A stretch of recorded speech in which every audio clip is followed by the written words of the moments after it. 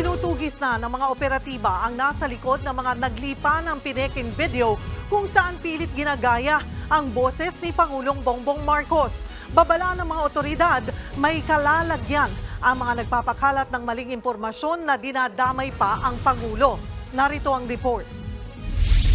Mismong Department of Information and Communications Technology o DICT ang nababahala ngayon sa naglipa ng Pineking mga content online na gumagaya sa boses ni Pangulong Bongbong Marcos. Kanina, mismong si DICT Undersecretary Jeffrey D. ang nagpakita sa media ng panibagong video sa YouTube na kung pakikinggan, parang si PBBM mismo ang nagsasalita. Binigyan ko na sila ng pahintulot na gawin ang nararapat kung sakaling umatake ulit ang China sa ating dagat.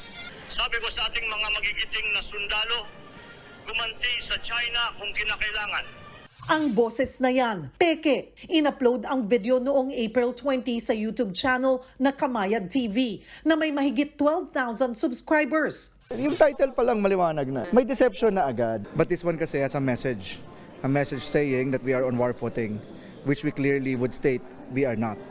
Sa isang pahayag naman, una nang pinabulaanan ng Presidential Communications Office o PCO ang mga kumakalat na video kuno ng Pangulo na nagdedeklara ng gyera. Paglilinaw ng PCO, walang ganyang direktiba ang Pangulo. Deepfake lang daw ang mga ito na minanipula lang sa pamamagitan ng Artificial Intelligence o AI. Kaya ang DICT nakikipag-ugnayan na sa YouTube para mabura ang video. Dito mo makakalata na mukhang hindi lang siya.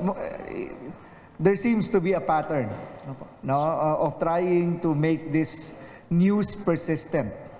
Tingin naman ng National Security Council o NSC, may kaugnayan sa balikatan exercises ng Pilipinas at Amerika ang paglitaw ng mga deepfake video. They think that these balikatan exercises as a prelude to war, kaya may mga deepfake videos na lumalabas. Lahat po ito seeks to manipulate the information environment. Nakatakda ng imbestigahan ng Philippine National Police at National Bureau of Investigation ang mga deepfake video. May paraan din daw para matukoy kung sino ang nasa likod nito. We'll have to communicate with YouTube kanino yung account.